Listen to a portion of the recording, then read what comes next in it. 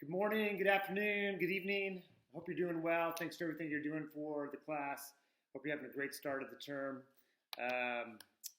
So this video, we're just going to kind of review some content for Chapter 5 and Chapter 6, kind of give you some background, some information, hopefully shed some light on some topics and areas, give you examples, and just help encourage some more sociological thought along the way. So sociology, we have three main branches of theory, right? Or three main theories. We have functionalism, structural functionalism, conflict theory, and then interactionism. Functionalism and conflict theory are both the macro level perspectives. We're looking at big picture pieces, structures, institutions, culture, societal, kind of just really large scale aspects of society. And then with the micro level perspective, we're looking at the interactionist perspective. That's sort of the main theory. It gets a little tricky because interactionism can get us into institutions like the mass media influencing what people see, the images they see, the framing of events, and that may influence our perceptions or our ideas. So it's a little bit interactionist, but also sort of this sort of idea of more of a macro level institutional thing. But in general, we have the macro, the micro, functionalism, conflict theory, and interactionism. And it's hard sometimes to distinguish between the two, because it's not like it's either one or the other in terms of understanding a situation or human behavior. We're oftentimes applying multiple theories to try to understand something. So kind of give you an example, maybe I got to think about the theories, right? Just to kind of make the theories maybe a little bit more kind of clear or anchor it into an example. 1800s, 1700s, 1800s, it's industrialization, time period of major economic change, shifting from an agricultural-based society where people, living in smaller communities on the farm, what Durkheim would talk about as being mechanical solidarity. It's a strong cohesion within this sort of group, smaller communities, and so the order was maintained in a very particular way in those communities. Well, fast forward, industrialization, urbanization, people are moving to the cities. Cities are growing, expanding at significant rates. Now we're in industry, we're in manufacturing or factory systems. There's all kinds of things that have never been developed before. Laws around child labor, laws around health and protection for workers. And these things didn't exist, right? Sanitation issues within the city, within factories, pollution, health consequences, all these different kind of things. Major shift, major change to a new economy, new impact on communities, impact on families, impact on individuals. So a functionalist perspective would look at that and say, okay, societies respond and adapt to the needs that are there. So we have this major transformation going on, and it created a lot of disorder. What functionalists would say, a lot of anomie, a lot of normlessness, a lot of rapid social change, and society is a problem-solving entity and had to figure out how to address some of these problems that were arising in urban environments. So things like there are kids who are working in factories, kids that were not attached to an adult, so they're like living in the streets on their own. Homeless kids. What do we do with these kids? The kids they do not have adults in their lives. They're roaming the streets. There became a concern about that. Charles Loring Brace started the Children's Aid Society, came up with a model that also influenced by some ideas from England. But the idea was basically to take some of these kids, and to ship them off on a train to the Midwest to work on a farm. And it's, I think there was sort of a view that the agricultural, environment is a better environment, a more moral environment, and it would be beneficial and valuable for these kids. These were called orphan trains. Just do a quick search. You'll find information about orphan trains, some nice videos about this. And it's kind of a response, right? It's a response to this kind of a new change. Functionalism sort of addresses basically how do we maintain stability and order, and sometimes we create institutions to address kind of problems within community itself. And basically this is the start of our foster care system with these orphan trains.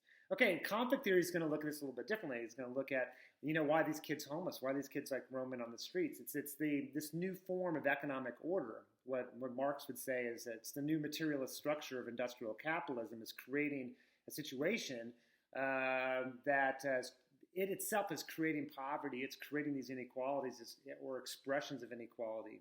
So the problem or the examination from a conflict theory perspective would be that it's the economic order that's responsible for or primary agent of these problems that are going on within cities themselves. And these reform measures, things like shipping these kids off to the city to the country, is not addressing really the root of the problem, and that's that the owners of production, the bourgeoisie, are having control over workers, the proletariat, and this is kind of the part of the crisis. It's an economic, political, an issue of power kind of thing. And then finally, the interactionist perspective, I guess, is the meaning that we attach to certain things. I mean, how do we view kids? I mean, that's a constructed reality. How do we view, when do kids become adults? How do we view them in terms of emotional or physical and their physical self? How do we view them? And we view kids, differently across different time periods. I mean, there's a time period for sure where kids were to be seen and not to be heard. There was a hierarchy that had to be followed. And today it's much more of a nurturing environment. So that's a different kind of perspective and idea. And if you're an interactionist, you're kind of interested in people's development or perceptions and where these things kind of come from. So that's a lot of information. I better move on and kind of talk about some concepts. I just want to give you some framework around that. So one thing you're going to read about in the chapters is the social construction of reality. It's kind of a key kind of concept idea to sort of wrap your head around. So if we're looking at social construction, it means social that humans are constructing or developing basically reality. Humans develop meaning.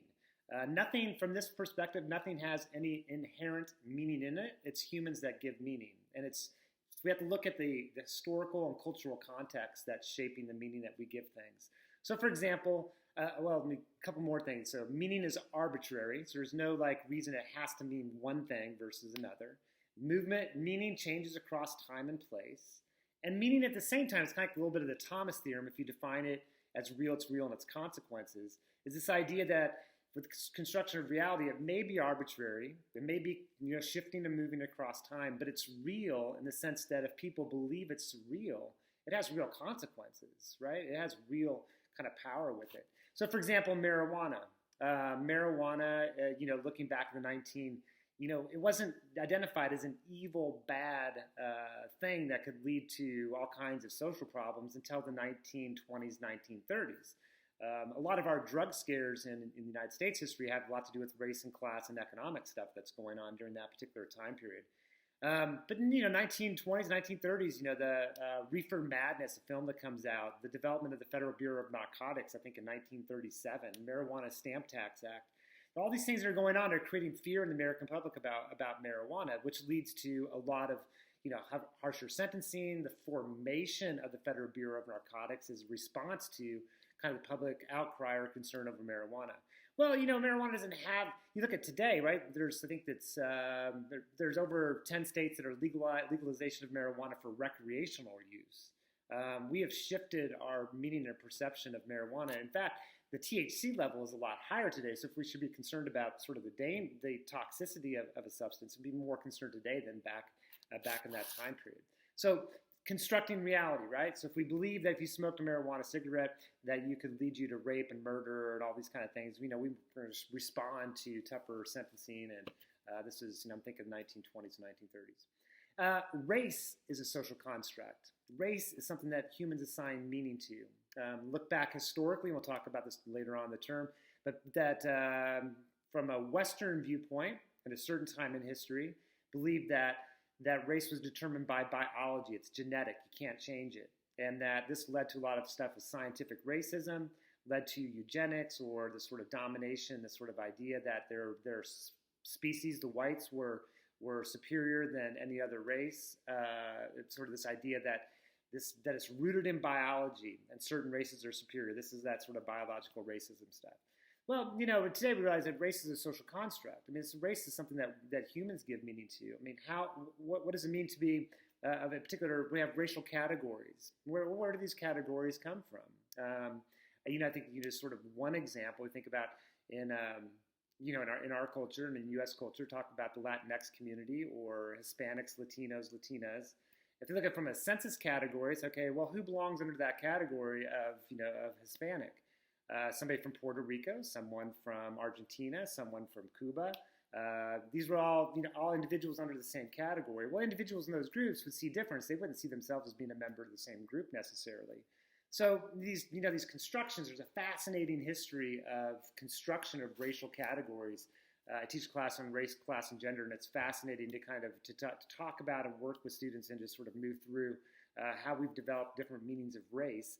And it's really powerful. If you believe that, one race is more intelligent than the other, right? This is a constructed reality. It leads to certain outcomes and certain things. Okay, then another thing I want to introduce is sort of Charles Looking Glass self, right? That we develop our image based on the reaction responses that we get from others. I think a really classic, a powerful example is the Rosenthal and Jacobson study that came out of educational psychology. And what they looked at is like they gave teachers, they gave students in a classroom before the start of the year a test, an aptitude test for math and verbal skills. They measured their math and verbal skills. It was an actual test. And then they went and they told the teachers that they identified through their test.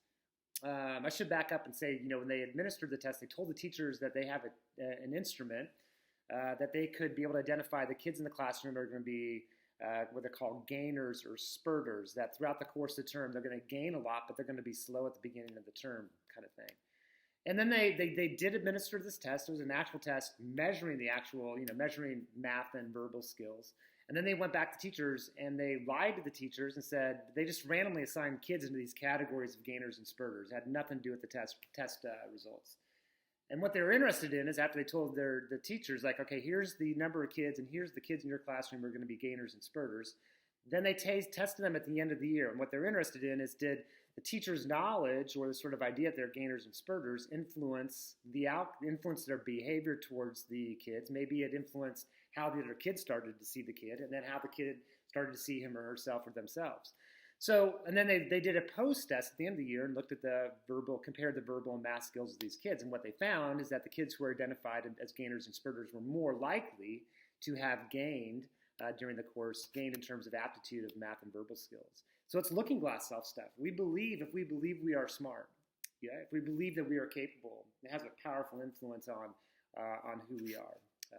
And so we tend to underestimate, I think, sometimes the power or the influence of that looking glass self in terms of who we are. And I'd say that's throughout one's lifespan. That's not like, it ends at a certain age. It's throughout a person's life. It's a human experience thing. Okay, another concept, dramaturgy. This is Goffman's concept, and it has to do with impression management. Goffman would have the idea that it doesn't mean that we're fake. We're trying to manage impressions. So if we change environments and context, we may behave a little bit differently. We may present ourselves in a little bit different format or a little different way. It doesn't mean that we're fake in one environment or real in another. Goffman says we're just understanding the rules of the game, understanding the requirements for the roles, and we are engaged in impression management. And with roles comes scripts, comes language, dress, appearance, all these different kind of things. It's part of, think about, it's performance on a stage, right? So you go to the doctor's office, there's a performance going on from the doctor or the nurse or the medical practitioners. There's a performance going on from the patient. There's these scripts that we follow when we get into those particular environments. And it's just kind of fascinating to kind of sort of think about, not only in those very particular settings, but start to break it up and think about it in different ways. Think about gender. Gender is performed. Masculinity is performed. Femininity is performed. So it is about dramaturgy. It's about role performance becomes the thing. A couple other things, and then I'm going to leave you with the question for the day too. Is Ash's study of conformity, group conformity.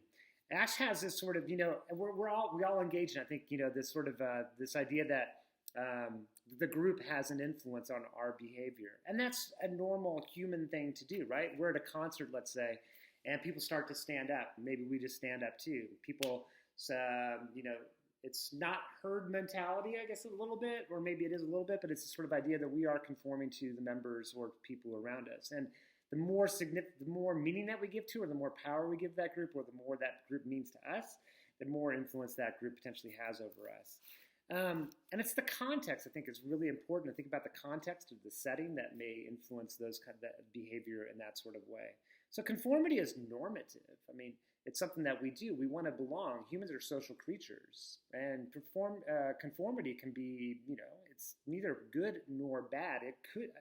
Context, I guess, could make it sort of a bad thing or a good thing in terms of outcome.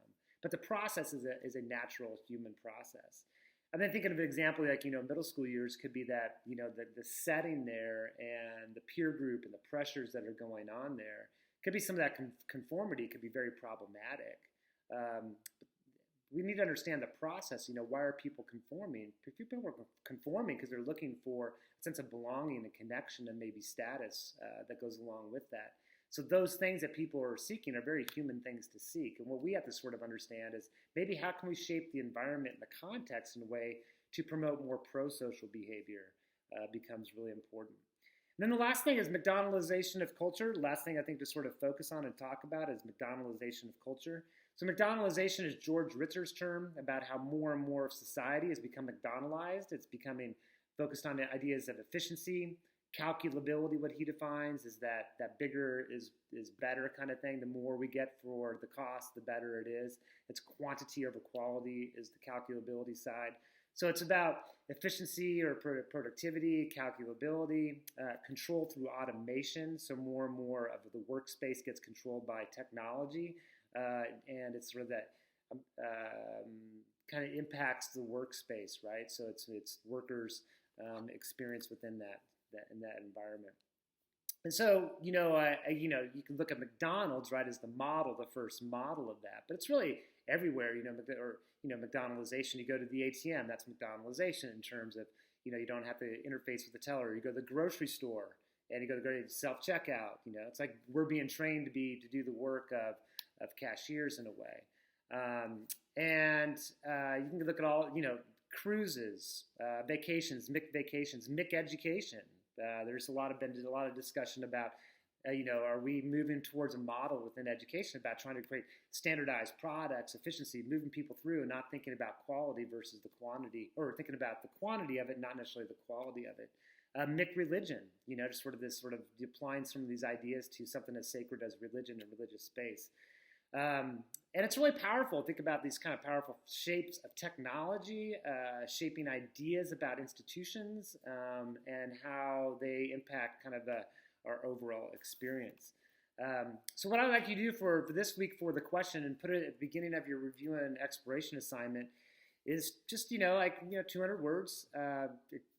Give me an example or illustration that you see of McDonaldization, or a few of them, about McDonaldization. Think about, your local community, your experience, and provide a couple different examples of McDonaldization and explain, why is that something that's been McDonaldized? All right, so with that, have a great week. Enjoy the readings, and look forward to reading your papers.